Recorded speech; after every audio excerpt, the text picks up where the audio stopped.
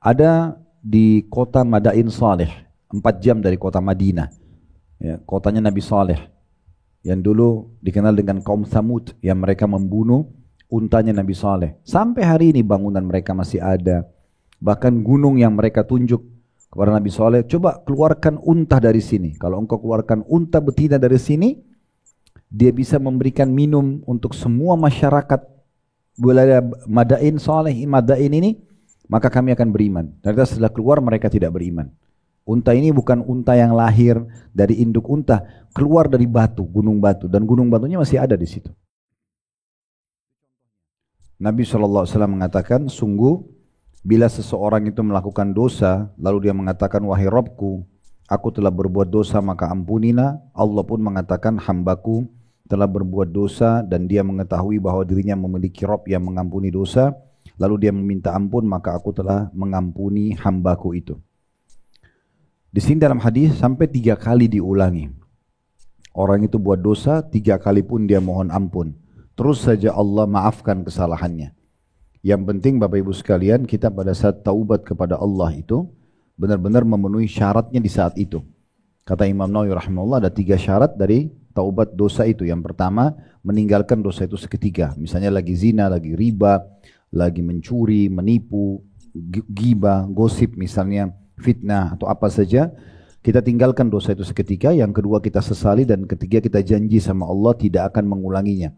Kalau syarat ini terpenuhi, kemudian satu waktu kita terjerumus lagi dengan tidak memprogramkan dari awal karena kelalaian, karena godaan lingkungan dan teman-teman, lalu kita taubat lagi, Allah tetap terima.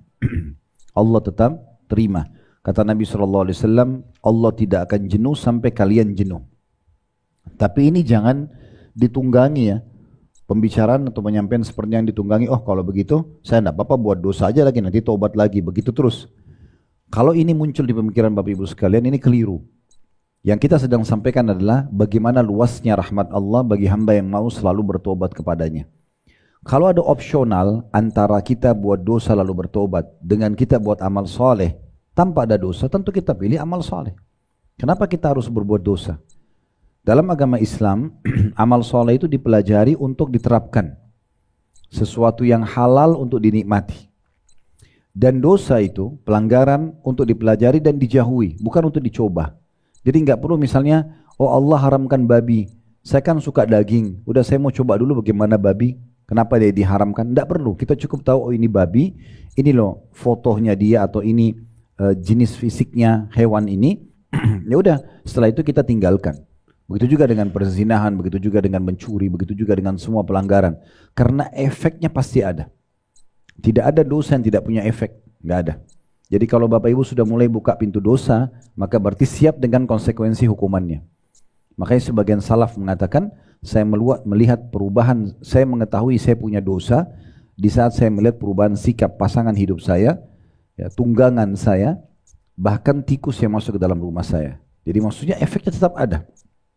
Efek jerah. Bahkan kadang-kadang setelah kita taubat pun akan ada pembersihan terhadap dosa-dosa tersebut. Kok Ustaz saya sudah hijrah, saya sudah coba amal soleh, saya sudah coba taat kepada Allah, kok masih ada saja ya orang yang gosipin saya, orang yang tidak bayar utangnya. Ya itu resiko pembersihan dosa-dosa yang lalu, gitu kan. Ada saja efeknya. Oleh karena itu tidak usah dibuka. Terlebih lagi orang-orang soleh, orang-orang soleha ini, orang yang masih sibuk dengan amal soleh, itu bisa nikmatin semuanya. Andai saja Bapak Ibu sekalian kita ini menjadi orang baik, orang yang patuh kepada Allah, orang soleh atau soleh, tidak bisa makan, nggak bisa minum, nggak bisa biologis, nggak bisa bekerja, nggak bisa punya rumah, nggak bisa semuanya, nggak bisa jalan-jalan misalnya. Wajar orang melanggar. Nah ini bisa. Cuman kita makan dan minum yang halal, biologis yang halal, gitu kan? Pekerjaan yang halal, semuanya silahkan, nikmati. Dan perlu saya ingatkan kembali, sesuatu yang haram itu jauh lebih sedikit. Yang haram itu sedikit sekali. Memang itu Allah jadikan sebagai ujian saja. Yang halal jauh lebih banyak. Untuk apa kita terjerumus pada yang haram itu? Tidak ada manfaatnya. Ya. Jadi memahami poin ini sangat penting. Agar kita jangan membuka pintu-pintu dosa. Nah, bahasan kita pada sore ini Bapak Ibu sekalian, semoga Allah berkahi. Judul di bab kedua dalam bahasan buku kita ini, mengambil pelajaran dari umat yang dibinasakan. Maksudnya sudah ada umat-umat sebelum kita. Banyak contohnya seperti Fir'aun. Sekarang kita masih bisa lihat muminya kan. Bapak Ibu ketik di Google saja mumi Fir'aun keluar. Itulah Ramses yang kesekian yang ada di masa Nabi Musa yang Allah kekalkan jasadnya karena pada saat dia ditenggelamkan Allah selamatkan untuk jadi pelajaran buat manusia. Masih ada jasadnya, masih ada peninggalan-peninggalan kerajaannya, masih ada piramidanya. Bahkan kereta yang dipakai untuk mengejar Nabi Musa alaihissalam masih ada, ditemukan gitu kan. Dan diabadikan itu di dalam satu museum di kota Kairo. Misal contoh. Semua cuma tinggal kenangan. Fir'aun di masanya dia mungkin hidup dulu waktu dia masih maksiat kepada Allah. Mungkin dianya merasa dia kuat, dia raja, dia perkasa, dia punya kekuatan. Tapi akhirnya Allah binasakan dan tinggal kenangan saja. Namrud kalau kita ke Babilonia. Kalau Bapak Ibu ketik di Google peninggalan Namrud di Babilonia di Irak. Sampai sekarang masih ada. Namrud itu raja yang mengaku Tuhan di masa Nabi Ibrahim alaihissalam. Allah binasakan. Dan sampai hari ini masih ada patungnya, masih ada istanahnya. Tapi jasadnya memang Namrud belum diketahui ya. Mungkin karena sudah jauh ribuan tahun mungkin sebelum ya, masa kita ini. Ya. Karena memang dia sebelum Nabi Musa alaihissalam, sebelum Fir'aun gitu lah. Ada di kota Madain Saleh, 4 jam dari kota Madinah. Ya, kotanya Nabi Saleh. Yang dulu dikenal dengan kaum Thamud yang mereka membunuh untanya Nabi Saleh. Sampai hari ini bangunan mereka masih ada. Bahkan gunung yang mereka tunjuk kepada Nabi Saleh, coba keluarkan unta dari sini. Kalau engkau keluarkan unta betina dari sini, dia bisa memberikan minum untuk semua masyarakat wilayah Madain Saleh, Madain ini, maka kami akan beriman. Ternyata setelah keluar mereka tidak beriman. Unta ini bukan unta yang lahir dari induk unta, keluar dari batu, gunung batu, dan gunung batunya masih ada di situ. Itu contohnya. Kaum Lut, Nabi Lut alaihissalam, Allah hukum, Allah tenggelamkan balik negeri mereka di Laut Mati di Jordania. Masih ada sampai sekarang. Ya. Kaum Ad, kaumnya Nabi Hud. Ya. Jadi banyak contoh-contoh umat sebelum kita yang telah Allah binasakan dan akan sama Bapak Ibu sekalian. Samanya gini. Bapak Ibu tahu kan Nabi Muhammad SAW, kita bicara terdekat Nabi Muhammad SAW dengan para sahabatnya. Mereka beriman, mereka berpegang teguh pada agama ini, apa yang terjadi? Allah bahagiakan hidupnya. Tadinya Umar bin Khattab, Abu Bakar bin As-Siddiq, Utsman bin Affan, tidak ada yang kenal. Cuma di lingkup kota Mekah. Tapi setelah mereka masuk Islam, mereka beriman, Allah jadikan mereka raja-raja dunia, bukan cuma raja muslimin. Abu Bakar jadi raja, Umar jadi raja, Utsman jadi raja, Ali jadi raja, kemudian Muawiyah bin Abi Sufyan jadi raja. Ya, banyak para sahabat Nabi menjadi gubernur-gubernur di wilayah-wilayah kekuasaan muslimin. Mereka jadi kaya raya. Bilal dulu budak, sebelum beliau meninggalkan harta yang sangat banyak, menjadi orang kayanya sahabat. Dan sekian banyak contoh-contoh berhubungan dengan masalah. Artinya kita kalau mengikuti orang-orang yang beriman dan beramal soleh, maka kita akan seperti mereka. Nikmat akan melimpah, rezeki akan melimpah, dunia kita bisa nikmati, akhirat kita bisa dapatkan. Kalau kita ikutin langkah yang lain, Abu Jahal, Abu Lahab di masa Nabi, ya. Tadi sebelumnya umat sebelumnya sudah kita sebutkan ada Fir'aun, ada Namrud. Ini contoh Abu Jahal, Abu Lahab. Di masa dulu fase Mekah mereka orang sangat terkenal. Abu Lahab itu orangnya sangat tampan. Abu Jahal itu orang sangat tampan, terkenal, kulitnya putih, postur tubuhnya tinggi, punya nama di masyarakatnya, kaya raya gitu kan. Melimpah sekali dunianya gitu. Tapi karena mereka kufur kepada Allah, hasil terakhirnya adalah binasa. Waktu Abu Lahab meninggal dunia, itu karena kepalanya sempat kena hantaman busur panah dari istrinya Abbas, Ummu Fadl namanya. Ya, karena membela Ummu Fadl, budaknya dipukulin oleh Abu Lahab. Ummu Fadl nggak tahu harus buat apa, sudah diingatkan nggak mau, dia sempat ambil busur panah dipukul kepala Abu Lahab. Waktu selesai perang Badar Muslimin menang.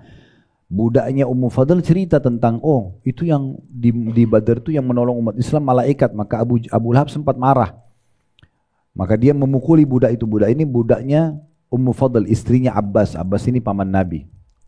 Nah maka Ummu Fadl nggak tahu harus buat apa, diambil busur panah dipukul kepala Abu Lahab. Abu Lahab ini kena pukulan kepala yang buat kepalanya sobek, sakit, meninggal dunia. Ini tokoh Mekah, rajanya duka pada saat itu. Abu Lahab itu terkenal. Tapi apa yang terjadi? Dia meninggal dunia karena luka itu. Waktu dia meninggal dunia, badannya mengeluarkan bau busuk. Tidak ada satupun anaknya mengurus jenazahnya. Karena takut itu lukanya menyebar menjadi seperti jamur yang menular di tubuhnya yang membuat semua orang menjauh dari dia. Jadi akhirnya dia dikubur di rumahnya dan cuma dilemparin batu oleh anak-anaknya. Begitu akhirnya. Dan hilanglah jejaknya sekarang. Abu Lahab orang tidak tahu rumahnya di mana kuburannya. Hilang. Abu Jahal juga begitu. Pergi ikut di Badar terbunuh. Ya.